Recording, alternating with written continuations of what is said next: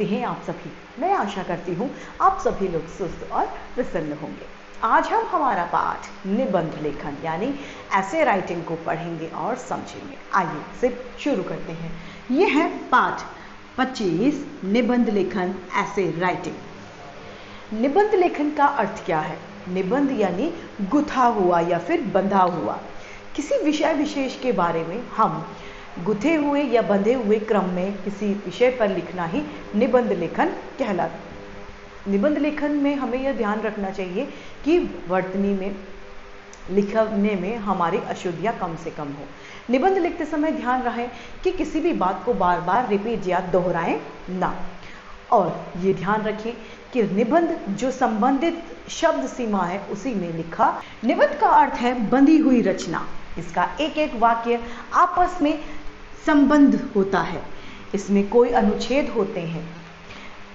प्रत्येक अनुच्छेद एक भाव या फिर विचार की कड़ी होता है। निबंधों में लेखक के ज्ञान और अनुभवों की सुंदर अभिव्यक्ति होती है। एक अच्छा निबंध लिखते समय हमें कई बातों को ध्यान में रखना चाहिए, जैसे विषय से संबंधित पूर्ण जानकारी इकट्ठी कर लेनी चाहिए ताकि हम उसके बारे में लिख सकें। उस जानकारी को क्रमबद्ध ढंग से शुरू, मध्य और अंत में तीनों भागों में बांट लेना चाहिए। निबंध में कहीं विचारों को दोहराया न जाए, यानी बार बार जो बात आप है उसे रिपीट ना करें। विचारों को दिए गए शब्दों की सीमा के अंतर्गत ही लिखें, यानी जैसे लिखा जाता है कि 200 शब्दों में निबंध लिखिए, तो हमें उस सीमा का ध्यान रखना चाहिए, उससे बाहर नहीं जाना चाहिए। निबंध की भाषा सरल, मुहावरेदार और विचार मौलिक होती है। मुहावरे और लोकोक्तियों का प्रयोग करने से भाषा प्रभावी और रोचक हो जाती है, यानी हमें इसका प्रयोग करना चाहिए। प्रस्तुत किए गए विचार एक दूसरे से जुड़े हुए यानी बंधे हुए होने चाहिए, यानी संबंधित होने चाहिए। निबंध लिखते समय विराम चिन्हों का सही प्रयोग करना चाहिए और वर्तनी की शुद्धता का भी ध्यान रखना चाहिए। पहला निबंध यहाँ पे प्रस्तुत किया जा रहा है। हमें दिया गया है भ्रष्टाचार। आइए इसे पढ़ते हैं। भ्रष्टाचार का अर्थ है भ्रष्ट यानी खराब आचरण या बिगड़ा हुआ आचरण या कार्य। नीति, न्याय, सत्य तथा ईमानदारी आदि की उपेक्षा करके स्वार्थवश किए गए हम सभी कार्य भ्रष्टाचार में गिने जाते हैं। भ्रष्टाचार के जन्मदाता है स्वार्थ लिप्सा और भौतिक ऐश्वर्य। अधिक धन की प्राप्ति के उद्देश्य से लोग भ्रष्टाचार का सहारा लेते हैं। आज लोग इस उद्देश्य की पूर्ति के लिए निम्न प्रकार के कार्यों का सहारा ले रहे हैं, जिससे कई तरीके के काम कर रहे हैं, जैसे कि रिश्वत लेकर अनैतिक कार्य करना, करोड़ों रुपए की दलाली खाना, अयोग्य व्यक्तियों को ऊंचे पद प्रदान करना, व्यापारिक क्षेत्रों में मिलावट करना, चोरबाजारी करना, निर्माण कार्यों में सीमेंटों के स्थान पर रेत का प्रयोग करना इत्यादि। यही कारण है कि आज देश के चारों ओर भ्रष्टाचार का बोलबाला है। आज कोई भी विभाग, चाहे वह सरकारी हो, अर्ध सरकारी या जनता द्वारा चुने गए प्रतिनिधियों के संस्थान, सभी जगह पर भ्रष्टाचार आराम से लंबा फैलता ही जा रहा है। इसके अनेक उदाहरण हमारे सामने हैं। हमारे भारतीय इंजीनियरिंग बिना नींव खोदे ही कई मंजिल मकान खड़े कर देते हैं, यानी वो नींव भी नहीं खोदते और मकान खड़े हो जाते हैं। वह भी बिना सीमेंट व कंक्रीट के, मात्र रेत के सहारे। बिना रिश्वत अपने घर के नल में पानी की बूंद तक नहीं टपक सकती, घर में रोशनी नहीं आ सकती, यहाँ तक कि सड़कें बनती नहीं, कुएं खुदते नहीं, हैंडपंप लगते नहीं, कोई उपकरण या मशीनरी तक खरीदी नहीं जाती, पर लाखों करोड़ों के बिल पास होकर भुगतान हो जाता है। आज इस तेजी से फैलते हुए भ्रष्टाचार के मूल कारण है लोगों की आजीविका के साधनों की कमी होना, जनसंख्या में तेजी से वृद्धि होना यानी बढ़ना, भौतिकता एवं सर्वत्र पर की बढ़ोतरी होती रहना, सरकार की ढीली नीति का होना, शिक्षा का अभाव होना, फैशन का बढ़ना, झूठी शान शौकत, महंगाई का तेजी से बढ़ना और सामाजिक कुरीतियों का तेजी से फैलता जाना। यदि हम वास्तव में भ्रष्टाचार के कोड़ से बचना चाहते हैं तो हमें इन कारणों से स्वयं को बचाना होगा। भ्रष्टाचार को मिटाने के लिए हमें कृत संकल्प होना चाहिए। इसके लिए हमें सदाचार को अपनाना होगा। यही एक रामबाण औषधि यानी इलाज है। हमें इसके उन्मूलन के बहुमुखी प्रयासों का श्री गणेश करना होगा। अपने उच्च आदर्शों से जन जन को प्रभावित करना होगा। तभी हम अपने राष्ट्र को भ्रष्टाचार रूपी दानव के विकराल पंजों से मुक्त यानी फ्री करवा सकते हैं। यदि हम भ्रष्टाचार रूपी दानव को कुचलने में सफल नहीं हो पाए तो परिणाम यह होगा कि हिंसक, असामाजिक व अराजक तत्व चारों ओर खुलेआम अपनी मनमानी करने लगेंगे तथा स्थिति नियंत्रण से बाहर हो जाएगी। अतः हम इस पर समय रहते ही नियंत्रण करना होगा। दूसरा निबंध है हमारा समय का सदुपयोग, यानी समय को किस तरीके से सही तरीके से प्रयोग में लाना चाहिए। संसार में समय को सबसे अधिक महत्वपूर्ण और मूल्यवान धन माना गया है। अतः हमें इस मूल्यवान धन अर्थात समय को व्यर्थ में ही बर्बाद या नष्ट नहीं करना चाहिए, क्योंकि बीता हुआ समय वापस नहीं लौट पाता। जो चला गया वो वापस नहीं आएगा। इसके विषय में एक यह कहावत प्रसिद्ध है कि गया वक्त फिर हाथ आता नहीं, समय किसी की प्रतीक्षा नहीं करता। समय का महत्व इस बात से भी स्पष्ट है कि यदि धन खो जाए तो पुनः कमाया जा सकता है, यदि स्वास्थ्य खराब हो जाए तो उसे ठीक किया जा सकता है, लेकिन यदि समय एक बार हाथ से निकल जाए तो लौटकर नहीं आता। जो व्यक्ति समय का सदुपयोग करते हैं वे ही जीवन में सफल होते हैं। समय के सदुपयोग की सबसे अच्छी विधि है प्रत्येक कार्य को करने के लिए अनुकूल समय तय करना चाहिए तथा समय के अनुकूल कार्य को निर्धारित करना चाहिए। आलस्य मनुष्य का सबसे बड़ा शत्रु है। आलसी मनुष्य कभी समय का सदुपयोग नहीं कर सकता। आलस उसकी उन्नति के मार्ग में सबसे बड़ी रोड़ा यानी बाधा बन जाता है। आलस्य के कारण वह समय के महत्व को नहीं समझ पाता।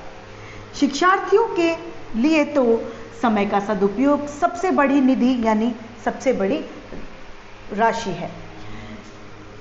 इससे उसका जीवन नियमित हो जाता है। वे विद्यालय में समय पर पहुंचते हैं और विद्यालय का गृह कार्य नियमित रूप से करते हैं, जिससे उन्हें परीक्षा के समय में अधिक मेहनत नहीं करनी पड़ती और अधिकतम अंक प्राप्त करके वे उत्तीर्ण होते हैं। इसके विपरीत जो विद्यार्थी समय के महत्व को नहीं समझते तथा अपने समय को व्यर्थ ही बातों में बर्बाद करते हैं या खेलकूद में अपने समय को गंवा देते हैं, वो अच्छे अंक लेकर उत्तीर्ण नहीं हो पाते। वे जीवन में पीछे रह जाते हैं। संसार में जितने भी महापुरुष और मेधावी व्यक्ति हैं, उन्होंने अपने समय का बुद्धिमत्तापूर्ण सहयोग किया है। नेपोलियन का उदाहरण हमारे सम्मुख है। केवल 5 मिनट की देरी से युद्ध भूमि में पहुंचने के कारण वह हार गया तथा कैद कर लिया गया। अतः हमें अपने सभी कार्यों को समय पर करना चाहिए। आज का काम कल पर कभी नहीं टालना चाहिए। समय के सदुपयोग से मनुष्य के विचार गंभीर और पवित्र होते हैं। इसीलिए हमारा कर्तव्य है कि हम समय का पूरा उचित लाभ उठाएं। खेल के समय खेलें और पढ़ने के समय हम पढ़ाई करें। समय के सदुपयोग से ही जीवन में सुख, शांति और ऐश्वर्य की प्राप्ति होती है तथा मनुष्य जीवन की ऊंचाइयों को छू लेता है। तीसरा निबंध है हमारा आधुनिक सूचना क्रांति, ईमेल, ई कॉमर्स व इंटरनेट। आधुनिक सूचना का जन्म 20वीं शताब्दी के प्रारंभ में हुआ। इस क्रांति से युगांतकारी परिवर्तन संभव हो सके हैं। संपूर्ण विश्व एक वैश्विक गांव के रूप में बदल गया है। आज वर्तमान युग केवल सूचना युग ही है, जिसके पास जितनी अधिक सूचना है वह उतना ही ज़्यादा ज्ञानवान है और जो अपनी जानकारी का जितना अधिक उपयोग कर सकता है वह उतना ही अधिक संपन्न है। इसका उदाहरण है अमेरिका तथा जापान। आज हम घर बैठे विश्व के किसी भी कोने में प्रकाशित सूचना को देख सकते हैं, पढ़ सकते हैं व उसकी प्राप्ति कर सकते हैं। विश्व के किसी भी विश्वविद्यालय के पुस्तकालय में रखी कोई भी पुस्तक, पत्रिका या समाचार पत्र को देखा जा सकता है। कंप्यूटर आज हमारे जीवन का सबसे महत्वपूर्ण अंग बन गया है। आधुनिक सूचना क्रांति में ईमेल, ई-कॉमर्स और इंटरनेट बहुत महत्वपूर्ण आविष्कार हैं। ईमेल सेवा डाटा संचार नेटवर्क के माध्यम से विभिन्न प्रकार के पत्रों का संचारण करती है।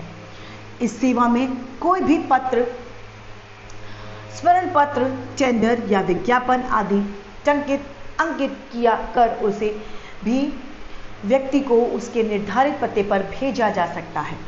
इसके लिए आवश्यक है कि पत्र भेजने तथा प्राप्त करने वाले दोनों नेटवर्कों से जुड़े होने चाहिए। इसके लिए उपयोगकर्ता को एक डाक बॉक्स किराए पर लेना पड़ता है, तभी वह डाक प्राप्त कर सकता है या भेज सकता है। यदि डाक प्राप्तकर्ता का कंप्यूटर बंद हो तब भी यह डाक बॉक्स में संग्रहित ही रहती है। सुविधानुसार इंटरनेट ऑन करने पर उसे यह डाक यानी चिट्ठी या मैसेज मिल जाता है। ई-कॉमर्स का अर्थ है टेलीफोन लाइन, नेटवर्क या किसी अन्य माध्यम से सेवाओं या उत्पादों के बारे में सूचना का प्रेषण या भुगतान करना। दूसरे शब्दों में ई-कॉमर्स से मानव व सेवाओं की ऑनलाइन खरीद फरोख्त की जाती है। इस सेवा में सुई से लेकर हेलीकॉप्टर तक के क्रय विक्रय के लिए वेबसाइट उपलब्ध है। ईमेल की तर्ज पर ई-कॉमर्स की शुरुआत हुई है। ई-कॉमर्स के 3 प्रमुख क्षेत्र हैं। पहला है व्यापारिक संगठनों के बीच आपसी व्यवहार, दूसरा अंतर संगठनात्मक व्यापारिक गतिविधियां और फुटकर व्यापार। इंटरनेट इंटरनेशनल नेटवर्क का संक्षिप्त रूप है। यह विश्वव्यापी कंप्यूटर नेटवर्क है। इंटरनेट का कनेक्शन रखने वाला व्यक्ति किसी भी विषय की पूरी दुनिया से जानकारी प्राप्त कर सकता है। उपयुक्त विचारों से स्पष्ट प्रतीत होता है कि आधुनिक विश्व कागज विहीन यानी बिना कागज के युग है।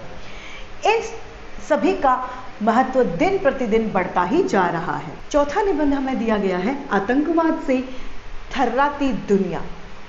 आतंकवाद आज के विश्व की सबसे बड़ी समस्याओं में से एक है, जिसकी चपेट में प्राय विश्व के अधिकांश यानी ज्यादातर देश हैं। किसी भी तरह के आतंकवाद का मकसद दहशत यानी डर फैलाना होता है। आतंकवादी गुट या दहशत बेकसूर लोगों की सामूहिक हत्या करके सार्वजनिक भवनों, रेलवे स्टेशनों, बस स्टैंड, व्यापार केंद्र, विद्यालय, दूतावास, बाजार आदि में भीषण बम स्फोट करके फैलाते हैं। उन्हें इस बात से कोई मतलब नहीं होता कि मरने वाला बिल्कुल निर्दोष है, वह स्त्री है, वृद्ध है, बच्चा है। यह आतंकवाद पिछले 1 दशक में तेजी से एक चुनौती बनकर उभरा है। आतंकवाद वैसे तो एक विश्वव्यापी समस्या है, लेकिन मध्य एशिया के देश इससे सर्वाधिक ग्रस्त हैं। विश्व के कुछ देश आतंकवाद से प्रभावित हैं, बाह्य आतंकवाद से प्रभावित हैं, तो कुछ देश आंतरिक आतंकवाद से, और कुछ देश ऐसे भी हैं जो बाह्य और आंतरिक दोनों प्रकार की आतंकवाद से प्रभावित हैं। विश्व में आतंकवादी समस्या से प्रभावित देशों में भारत का स्थान सर्वोपरि है। स्वतंत्रता मिलने के बाद से ही भारत बाह्य आतंकवाद की चपेट में आ गया है। भारत की आज़ादी के बाद से ही उसके राज्य जम्मू कश्मीर को हथियाने के लिए हमारा पड़ोसी देश वहां आतंकवादी गतिविधियां चलाता रहा, जिसकी चपेट में आकर वहां के हजारों लोग अपनी जान गंवा चुके हैं। अभी थोड़े समय पहले जम्मू कश्मीर के कारगिल क्षेत्र में अवैध घुसपैठ से मुक्त कराने के लिए भारत सरकार ने बड़े फैसले पर सैन्य कार्रवाई करी, जिससे आतंकवादियों को वहां से भागना पड़ा। सूडान, अफगानिस्तान, श्रीलंका, नेपाल, रूस, अमेरिका समेत विश्व के ज़्यादातर देश आतंकवाद की गहरी चपेट में हैं। श्रीलंका से तमिल आतंकवादी छापेमारों में एक लंबे समय से वहाँ की सरकार की नाक में दम कर रखा है। अफगानिस्तान को तो आतंकवादियों की शरण स्थली ही कहा जा सकता है। वहाँ की लोकप्रियता सरकार को अपदस्थ करके तालिबान आतंकवादियों ने वहाँ के शासन पर अपना अधिकार स्थापित कर लिया है। सोवियत संघ के विखंडन के बाद वहाँ अलग हुए राज्यों में आतंकवाद सबसे बड़ी समस्या बनकर उभरा है। स्वयं रूस भी आतंकवाद की गहरी चपेट में है। आतंकवाद का सबसे ताज़ा निशाना अमेरिका बना, जहां पिछली 11 सितंबर को उसी के 3 जहाज़ों का अपहरण करके आतंकवादियों ने उसके 2 महत्वपूर्ण केंद्रों, विश्व व्यापार केंद्र जिसका तो नामो निशान ही मिट गया, और पेंटागन को भारी नुकसान पहुंचाया। इस आतंकवादी हमले में करीब 25,000 से ज़्यादा लोग हताहत होने का एक अनुमान है। इस प्रकार हम देखते हैं कि आतंकवाद एक विश्वव्यापी समस्या बन चुका है, जिसका समय रहते समाधान बहुत ही जरूरी है। 5वां है गांव का जीवन। गांव का जीवन शांत और पवित्रता का जीवन है। गांव का सामाजिक जीवन और व्यवस्था आधुनिक समाज से थोड़ी अलग है। भारत की लगभग 70% जनता गांव में रहती है। स्वतंत्रता प्राप्ति से पहले भारत के गांवों की दशा बहुत ही दयनीय थी। उसमें सड़कों का अभाव था, चारों ओर गंदगी का साम्राज्य फैला करता था और वहां शिक्षा, चिकित्सा तथा मनोरंजन के साधनों का अभाव था। स्वतंत्रता प्राप्ति के पश्चात सरकार ने गांव की तरफ ध्यान देना शुरू किया और पंचवर्षीय योजनाओं में ग्राम विकास की अनेक योजनाएं क्रियान्वित की गई। गांवों में सड़कें बनाई गई, उन्हें चिकित्सा की सुविधा उपलब्ध कराई गई। अब गांव का जीवन पहले से कहीं ज्यादा सुंदर और आकर्षित लगने लगा है। भारत के गांव में कृषि के पुराने तरीकों का प्रयोग नहीं कहीं कहीं किया जाता है। गांव के शुद्ध वायु तथा शुद्ध आहार के सेवन से मनुष्य स्वस्थ रहते हैं। प्रदूषण का वहां कोई भी नामो निशान नहीं है। आज भी वहां सादगी से भाईचारे की भावना, सर्वधर्म सम्मान तथा एकता के प्रदर्शन होते हैं। प्रकृति के सुरम्य वातावरण में जीवन का आनंद ही कुछ और होता है। आर्थिक शोषण से मुक्ति दिलाने के लिए सरकारी बैंकों की शाखाएं गांव-गांव में होनी चाहिए। सरकार ने किसानों को नए नए तरीके बनाए हैं। अच्छे किस्म के खाद, बीज और यंत्र भी उपलब्ध कराए हैं। आज किसान का अन्न सरकार ही निश्चित मूल्य पर खरीदकर सेठ साहूकारों के शोषण से उसे बचाती है। ग्रामीण लोगों को कुटीर उद्योगों तथा विभिन्न व्यवसायों का प्रशिक्षण भी दिया जाने लगा है। गांव में बिजली, पीने का पानी तथा पक्की सड़कों का बंदोबस्त भी धीरे धीरे होता जा रहा है। अब तो गांव में भी घर घर आधुनिक मनोरंजन के साधन जैसे मोबाइल सेवाएं इत्यादि उपलब्ध है। गांव की शोभा प्राकृतिक और शहर की शोभा कृत्रिम होती है। इसी के साथ हमारा ये पाठ निबंध लेखन समाप्त होता है। मैं आशा करती हूँ सभी को यह पाठ भलीभांति रूप से समझ में आया होगा। आज के लिए इतना ही, फिर मिलते हैं। धन्यवाद।